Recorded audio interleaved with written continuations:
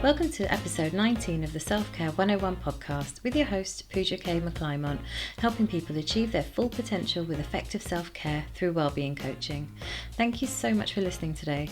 On this episode, I interview Anna Davidson, a survivor of domestic violence who is starting to share her experience with others who may need help. Domestic abuse will affect 1 in 4 women and 1 in 6 men in their lifetime. This leads to, on average, 2 women being murdered each week and 30 men a year, and accounts for 16% of all violent crime. However, it is still the violent crime least likely to be reported to the police. Domestic violence has more repeat victims than any other crime. On average, there will have been 35 assaults before a victim calls the police, and it's the single most quoted reason for becoming homeless.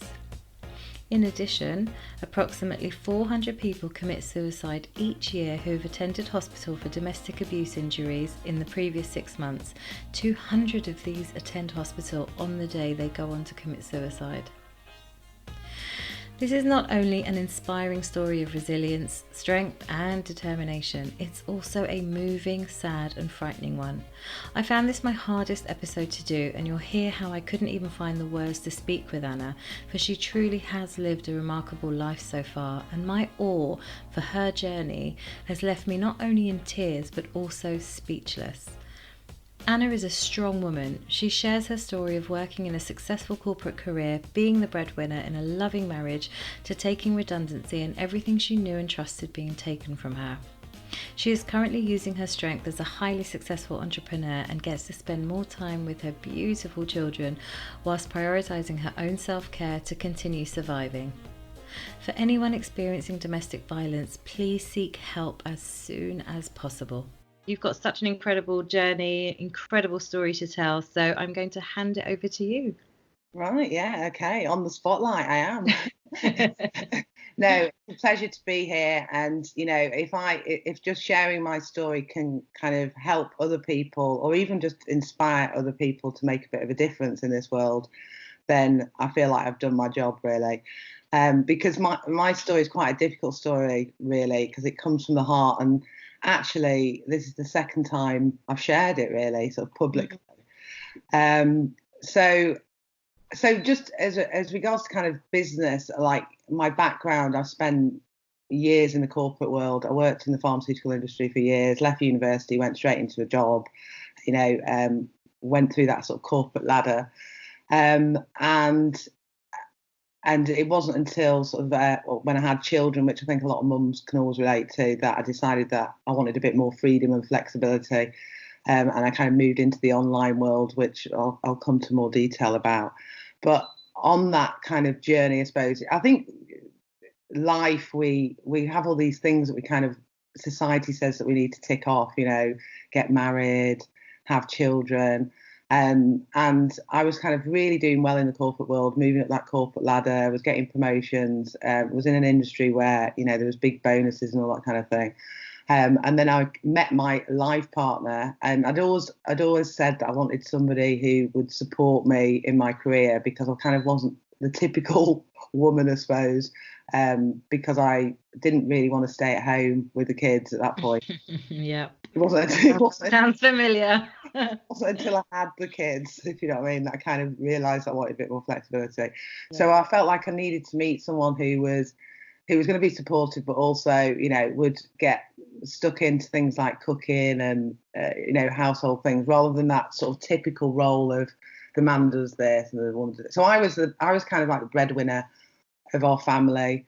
Met, the love of my life, got married, and it wasn't until I started, I think a lot of people probably relate to this, challenges start happening when you have children.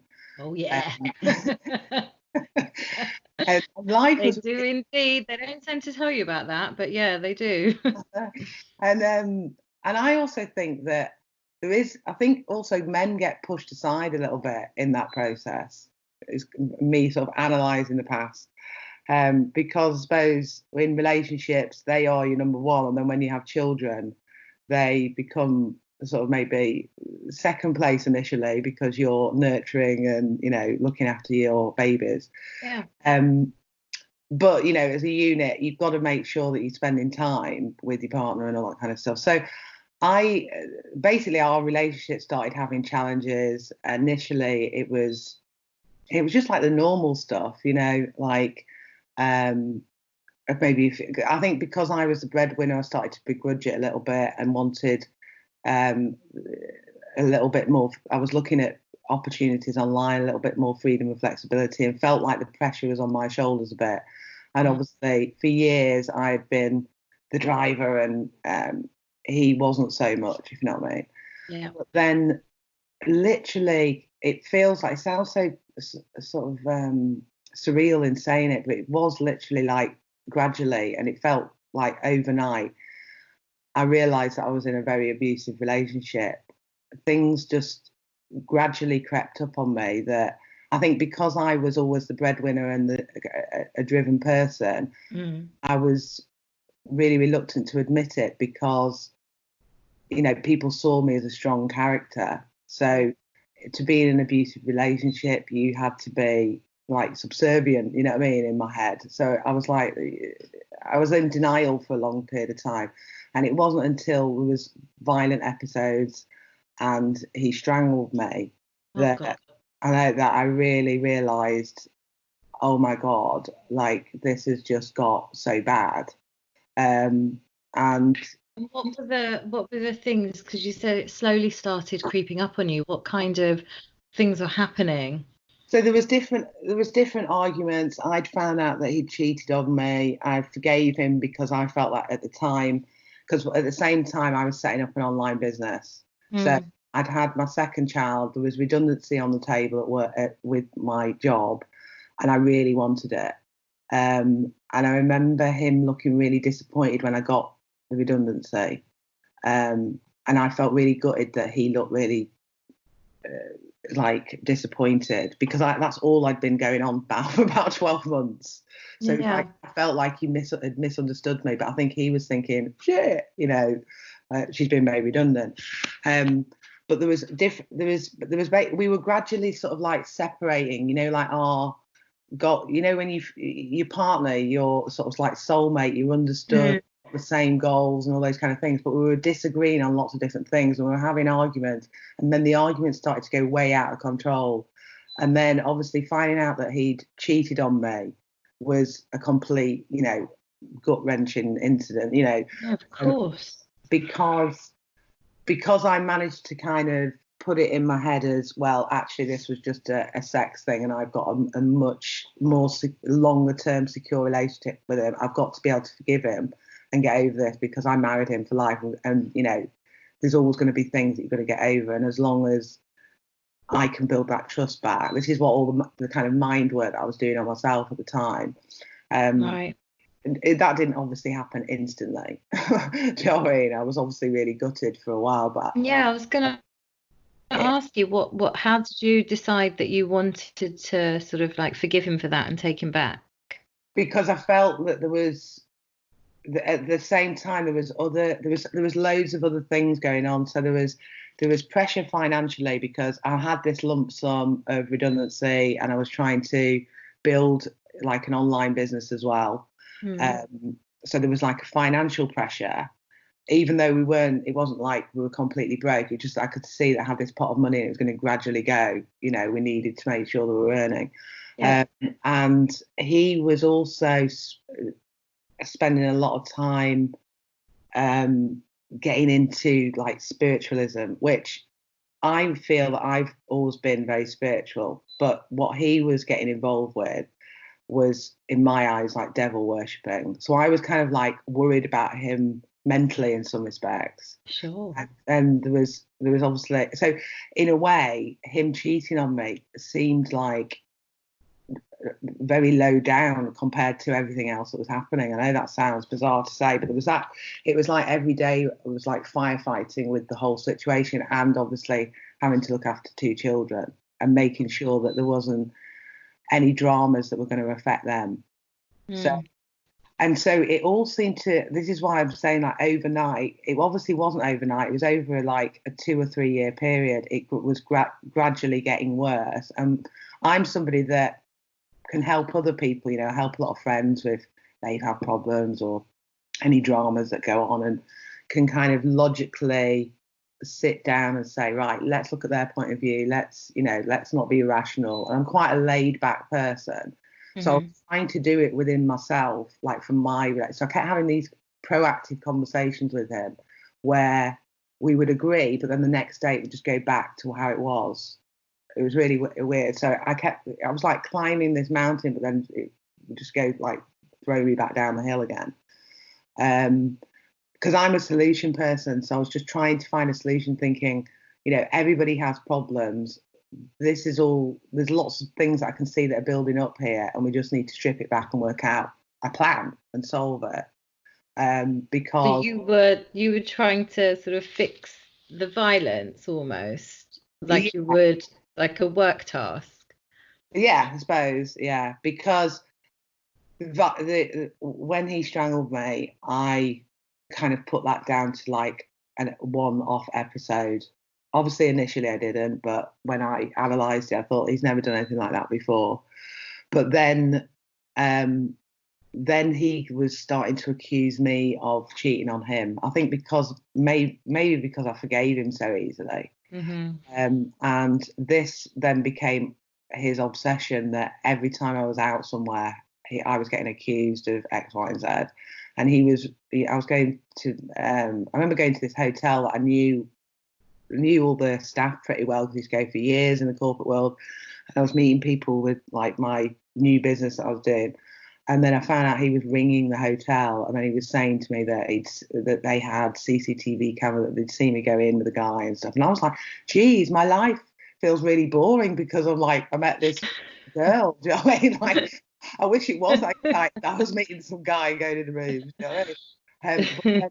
But that energy that was on me on like a daily basis, because I was becoming like, I was expecting the unexpected all the time. What was going to happen next?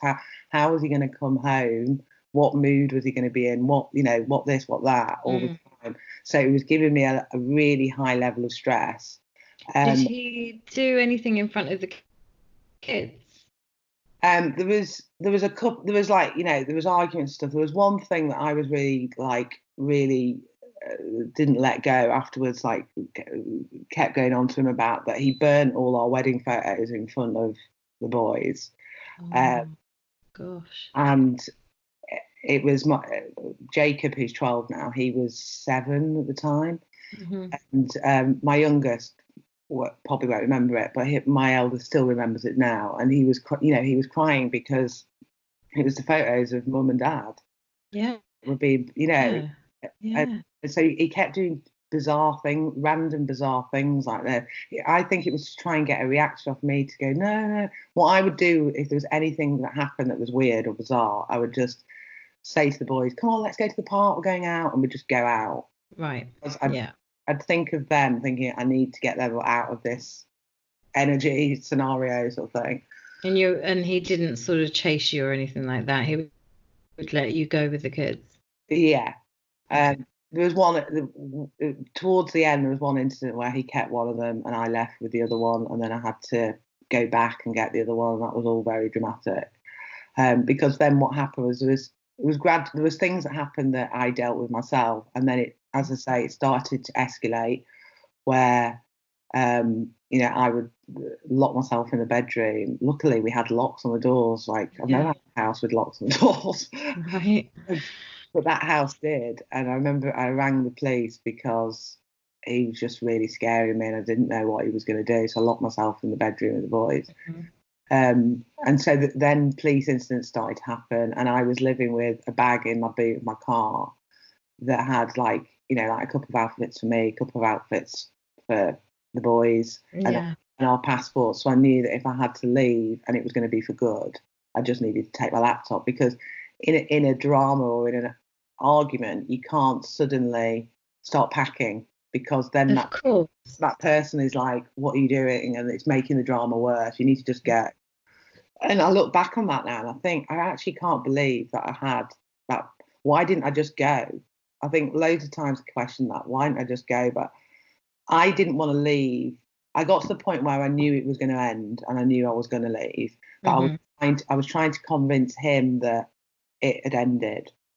I was trying to say, because again, I was trying to find a solution and a plan, and I was trying to say, look, this has gone really bad. We need to split. We need to work out what we're going to do to save our children, kind of thing. Because sorry, go on. I was just going to say, because basically I thought if I leave without doing that, I would have further problems, which I've been trying to do that, and I have had further problems. I've now had to have injunctions, and I've now got a 5-year restraining order, and he's now got a criminal record that I didn't want him to have. But I've had to protect myself and also just kind of say, no, you can't keep doing this, kind of thing. So what made you leave? What was was there a moment? Did something happen, an event? Yeah, well, there'd been lots of different things, obviously, different scenarios. A week would go by or a couple of weeks and everything would be okay, but I'd still be kind of walking on eggshells. But then there was one incident where I can't even remember how this argument started, but I think I was clearing the table or something, the dining table, and I had a plate in my hand, and he hit it out of my hand, with his hand, and it went up in the air and smashed on the floor. And my son ran downstairs and got, those tiny, tiny bouncy balls that are really bouncy. Mm-hmm. He got that and he threw it at the back of his dad's head. And I know it was to distract him, to sort of kind of protect me. And it was, and then he ran back upstairs, and it was that. I just thought, I can't believe, I'm sure he was 7, 8 at the time.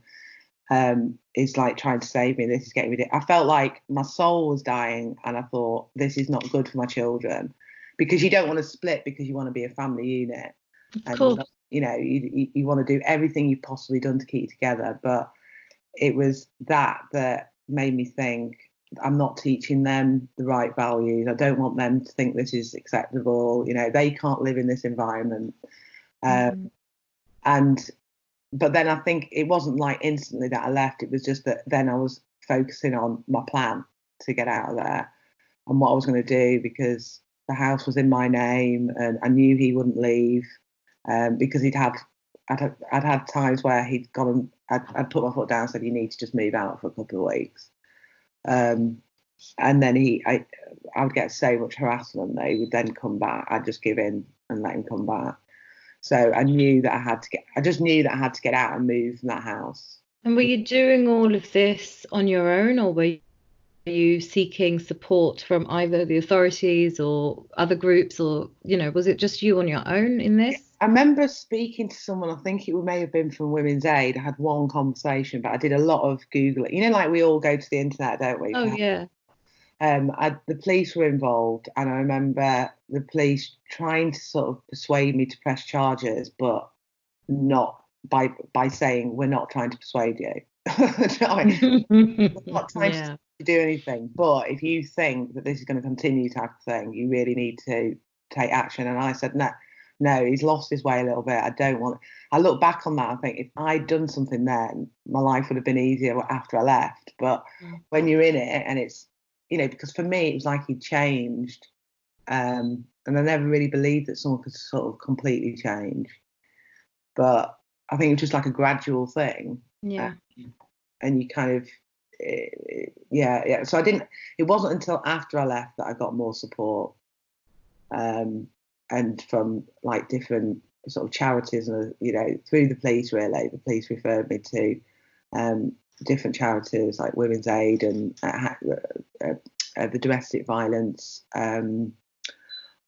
Basically, I can't remember what they stand for. It's domestic violence injunction. Basically, to get an injunction.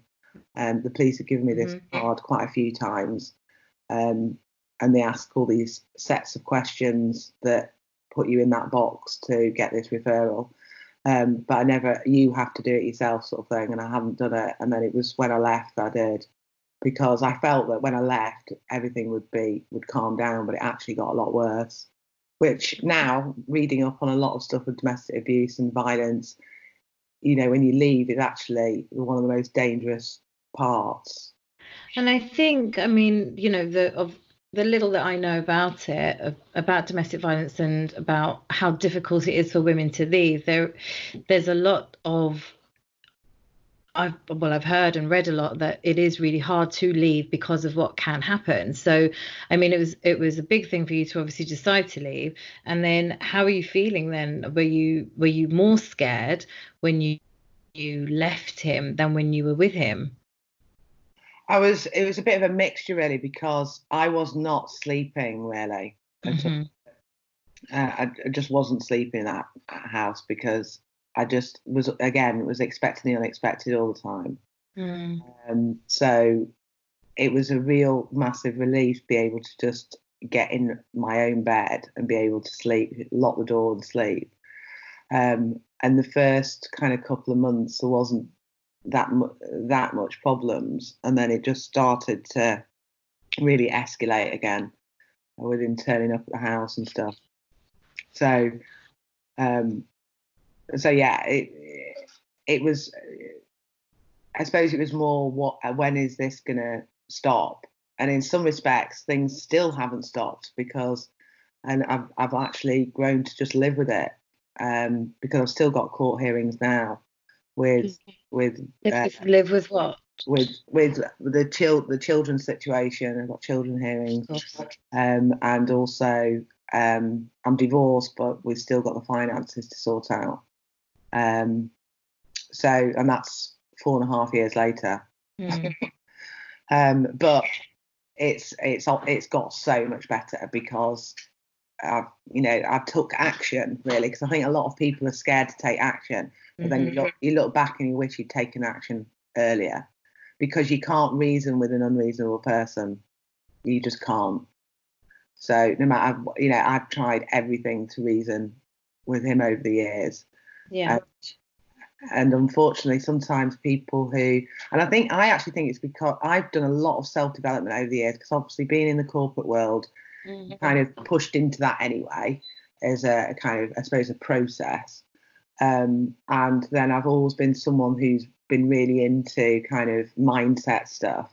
And I think I've always been a positive person generally. Do you know what I mean? There's been down times where we all have times where we're just like, I can't be bothered.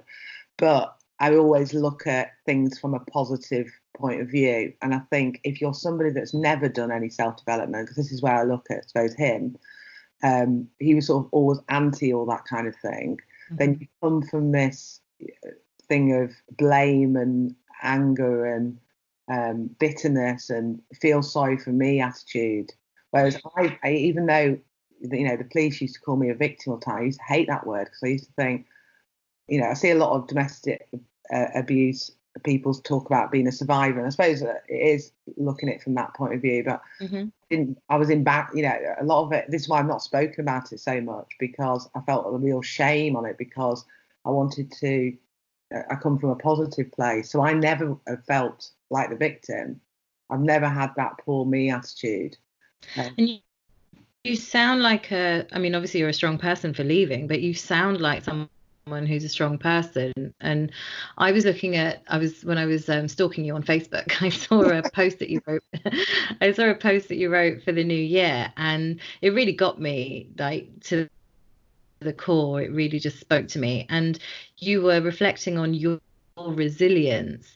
And I think when you're such a resilient person, obviously you had a plan with work, you were in a corporate leadership role, so you've come from a very empowered place, like you can build self-confidence through your work so easily. And it does tend to get marred with your personal life, because when you're in a relationship, it's a different dynamic to being at work, and it is about compromising, isn't it? And being trying to look after each other's needs, and then obviously with kids and the dynamics that brings. So it's very different. You don't necessarily want to be that sort of hardcore dominant role in your personal life, because you're doing it day to day. You kind of like that equality. Yeah, exactly. But then this I can understand then where being called a victim would feel uncomfortable, because you're like, well, no, I'm a strong, resilient woman. But then how did I let that happen? Because it's not you letting it happen, No, but that is It what happened. that's how I felt though. I did Mm, feel like that. mm, How did I let that happen completely? Because I think that was what I battled with in my head, because I am such a strong person, and I'm kind of like a mm, leader and all that kind of thing. And I also battled with the fact that I've got mixed race children, and he was a black guy, and I didn't want, and this is me being really, really honest, I mhm. really didn't want to be a single parent with mixed race children, because I felt like society puts a real tag on that. Because What sort of tag? well, well, I remember when I was married and it was all happy. I remember like just going to, I think it was the doctors or the dentist, and them saying to me, "Are you married?" They were asking me different questions. Said, "Are you married?" And I said, "Yeah." And she went, "Oh, you're married?" Like really surprised. Mhm, So, and, mhm. and just I don't know, just like this stereotype that a white woman with mixed race children is not going to be married. The black man has been, I think what I'm saying is just generally, it sounds so bad to say, but there is a stereotype that black men treat the women badly. And that is not the case, because I know a lot of black men that treat their women very well, but I didn't want to be assumed by society that that was the case. Yeah.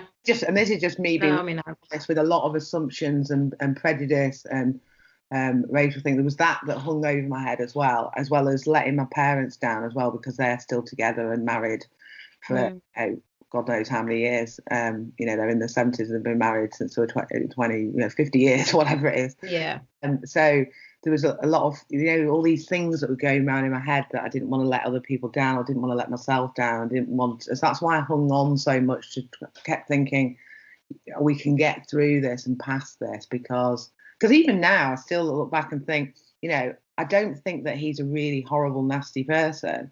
I Mm, just think that he lost his way a little bit, and actually he needs to do more self focus, self yeah. development and focus. Because I don't Self-development. Yeah. think anybody's a really nasty person, but I've seen that how controlling and dominating he was. Mm, Um, and even though he had, a very good sort of jokey personality, that was kind of hidden from me, even maybe earlier when I was happy.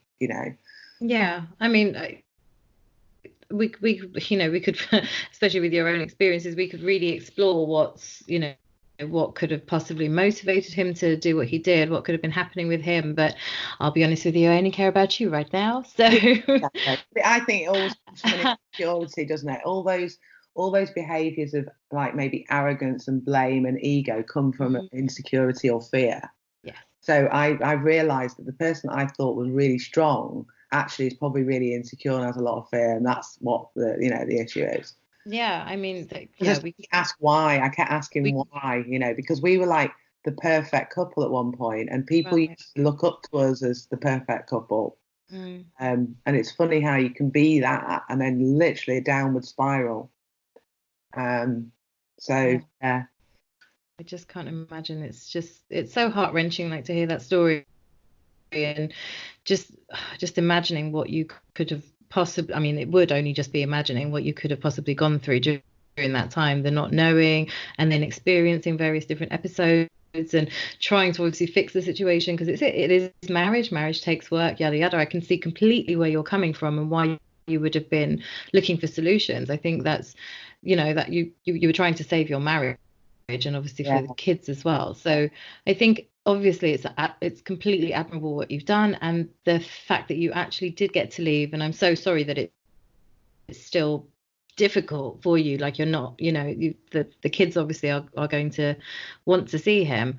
So what have you done, I guess, during all of this time, and even now, how do you look after yourself through all of this? Because obviously he had some mental challenges. There's definitely some mental health issues there, but for yourself, it can also creep up, right? And yeah. affect you I mean, you could have easily fallen into a deep depression. Obviously, you've got kids, you're trying to run a business. How have you managed to survive, I guess, in that sense as well? I think when I remember at my lowest, when I was still there in that house, as I put it in my mind, Mm, um, I remember on a daily basis, I look at it now, and it was doing like you know how people do like a gratitude journal and things like that. Yeah. But at the time, I didn't realise that's what I was doing, because I wasn't writing anything down. I'd just wake up and think. I just immediately would think of two or three things that I was grateful for. Mm-hmm. And it was usually around the boys being healthy, and because I used to think it must be horrendous if your child's got a terminal illness, and all those kind of things. Mm-hmm. So I used to think of people's scenarios that were worse than me, or even I was still financially independent, so there could be other women that were in my situation who were financially dependent, and I think that's got to be even tougher to get out. Yeah. So I used to those were the things that were kind of like 999 self-care to kind of get me through the day.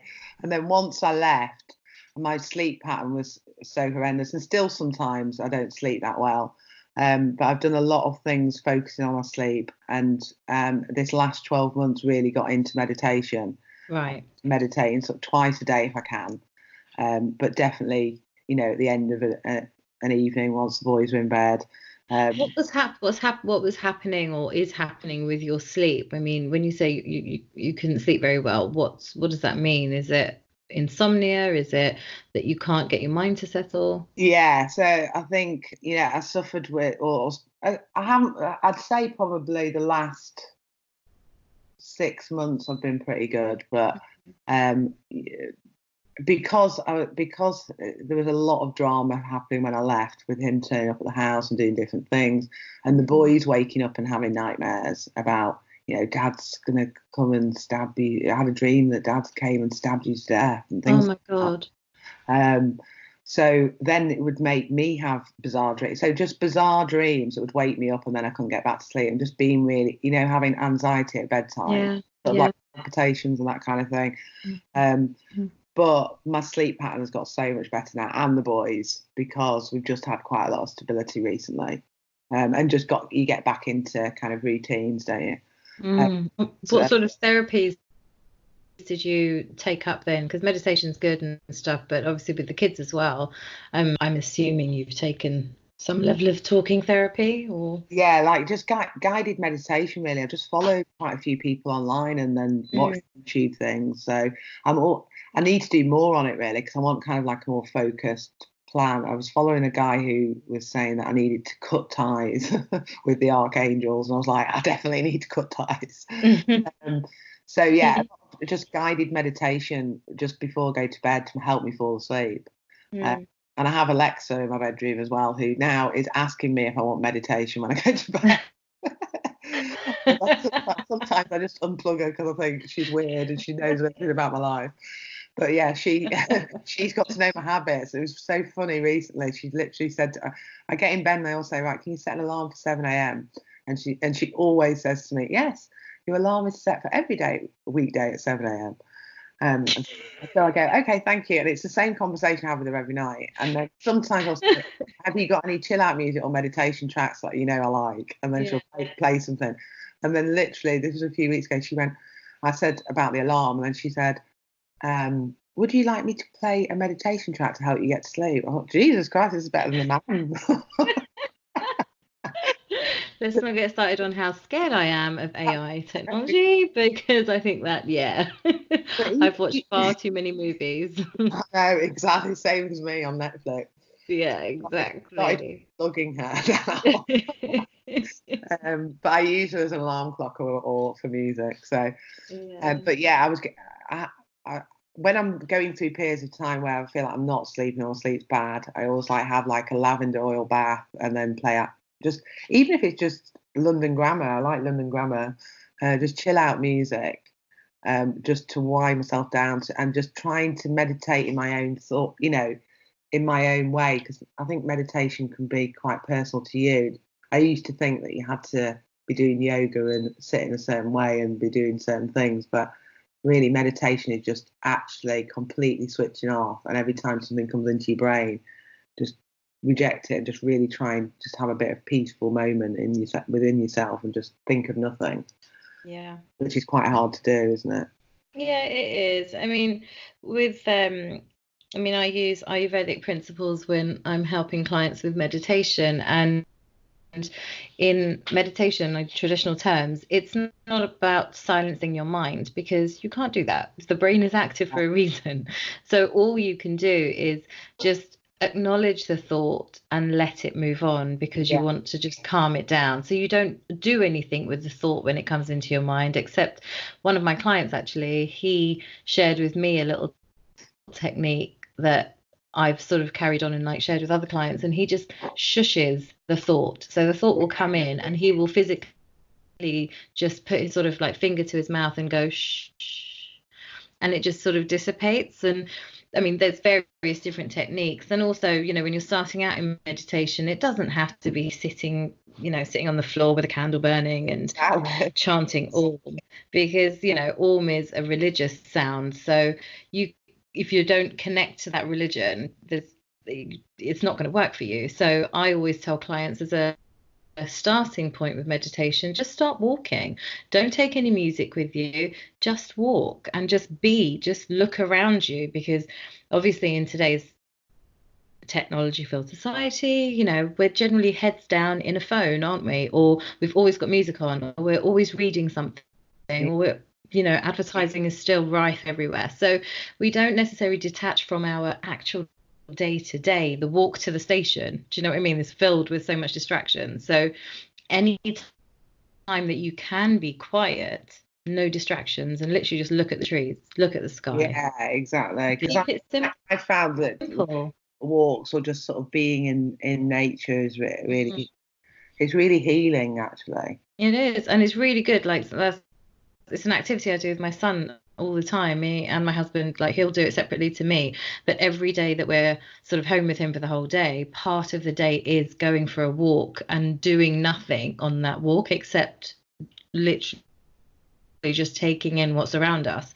And it's always really delightful, because I see and experience different things, and my 4-year-old sees and experiences different things, and then we sort of talk about it over dinner, which is quite nice. And it also sort of, because he's a kid, it's instilling good meditative habits at a very young age, something that he can relate to and always sort of fall back on if he's having a tough time. Well, hopefully. We'll see if that plan works. Ask me again in another 10 years. Yeah. It's interesting what you say about meditation, though, about accepting it and letting it go, because I don't know where I got that from, but it wasn't really with meditation. It's something that I'll use now. But I was just like, because I've had lots of different things along the way, like, really, really stressful court hearings I've had to prepare for, and I'm now representing myself, so I put all that pressure on myself as well. And preparing, just being stressed the night before, because it's always horrible to come into like a conflict situation with him as well. And so then after a day in court, you feel completely wiped out as well, and there's loads of emotion and loads of things going on in your head. And I don't know if it was something I read, but I used to sort of beat myself up for being like that, because I was like, I've got work to do, I've got children, I've got to get back to normal. But I've realised that I just like accept that feeling, accept that it's happening, and just sort of feel it and just like let it go. You know what I mean? Like, just have those moments to sort of not let it absorb me, but just let it happen, rather than fighting that feeling, because fighting that feeling is what gives you the stress. Yes. Do you know what I mean? 100%. Oh, yeah. I completely agree with you. There's another way of doing it. Well, there's two ways. When you're walking, every step that you take, you can give it to the earth. So you can sort of like step each stress into the earth. And that's another way of sort of, I guess, more tangibly acknowledging the thought that is coming into your mind. It can be quite powerful, especially if you're somewhere really, really quiet, like a big park or a forest or something. And then another technique is really good in the water. So because the water can obviously make you feel quite, what's the word? Because you're floating and you're quite light.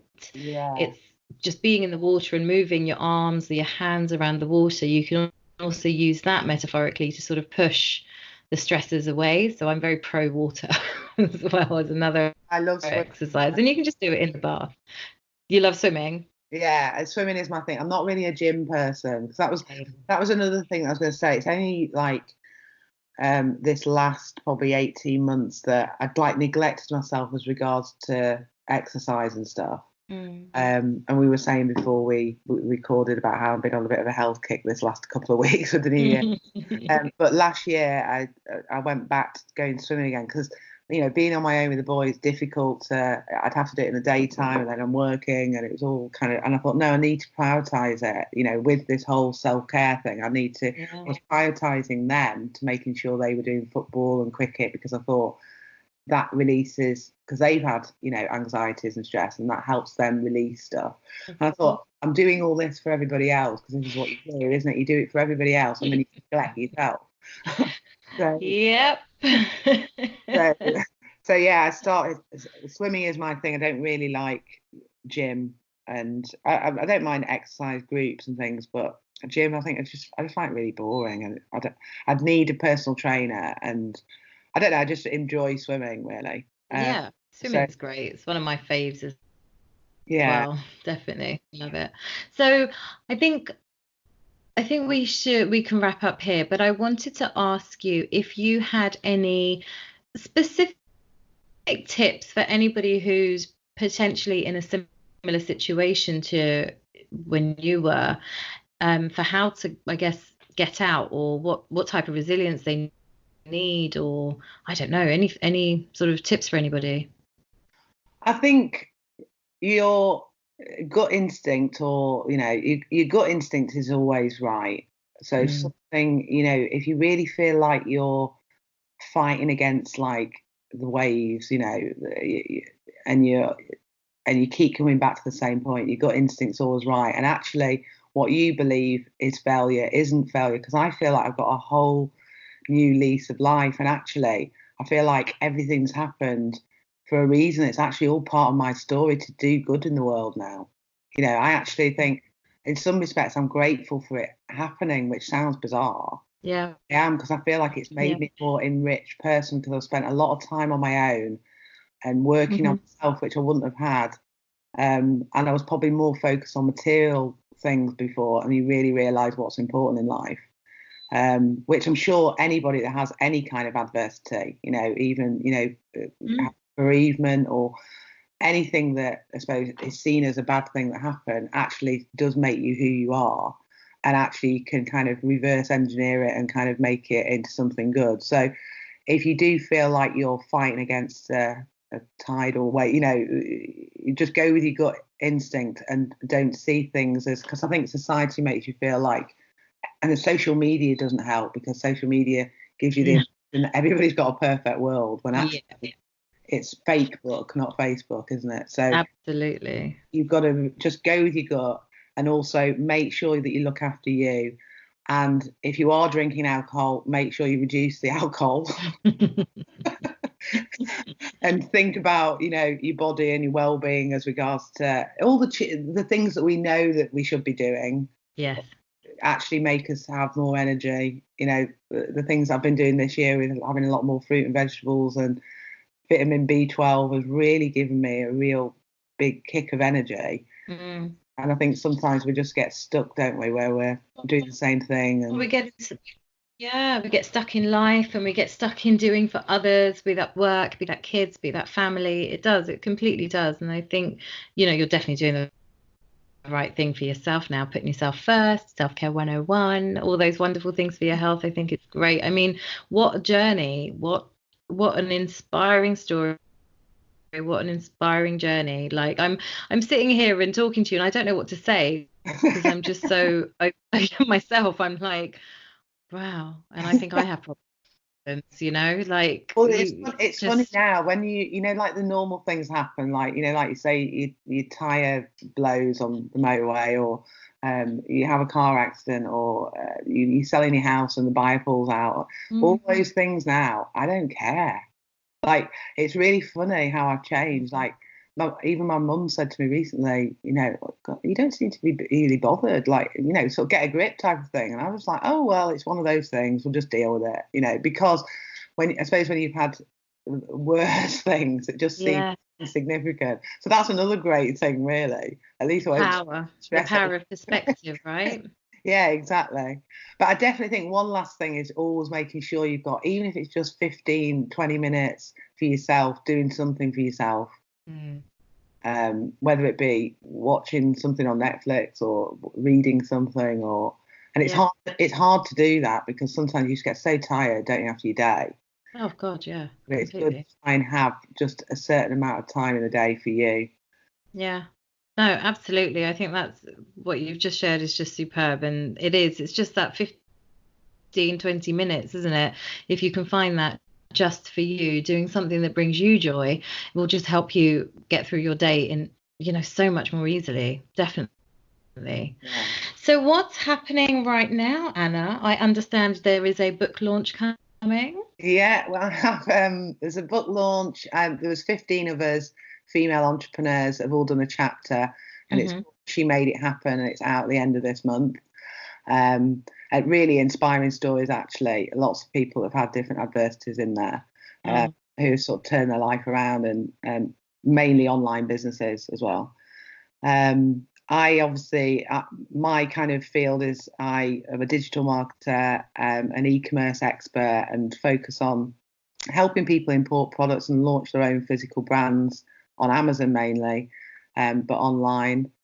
Because with my previous sort of corporate world, I headed up quite a lot, a lot of the big brands. I've got a lot of branding experience. Amazing. Yeah. And so I'm going to do something good this year as regards to kind of all my stuff as well. I really want to give back a bit more and help people who may feel stuck or just want to do something a bit different and launch an online business, but helping them with their like resilience and mindset and just believing in themselves, really. And doing something a bit different and purposeful, really, because I've got involved with a charity as well that helps. It actually helps women in refuges, the children in refuges.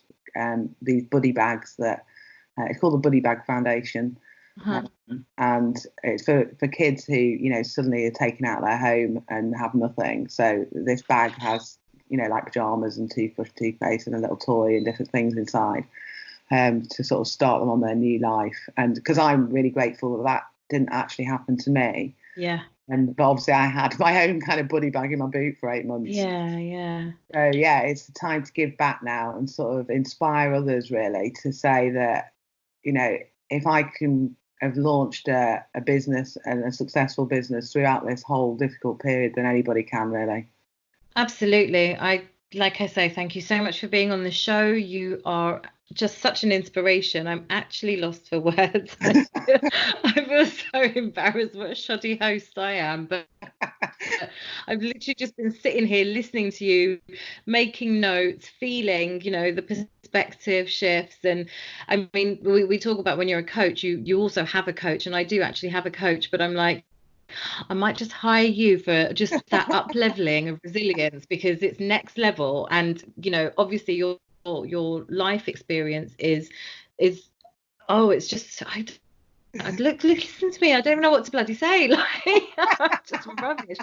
Anna, right, I'm going to end the show. Thank you so much for being on this show. Thank you so much for the journey, the resilience, everything that you've been through, and for everything that you are doing and you're going to be in this world. I'm just so grateful for your existence, and I wish you every ounce of happiness that is possible. Honestly, I do. Yeah, thank you. Thanks for inviting me. It's been a pleasure. Totally. Thank you. Well, what an incredible woman. And as you heard, I couldn't find the words. I still can't find the words.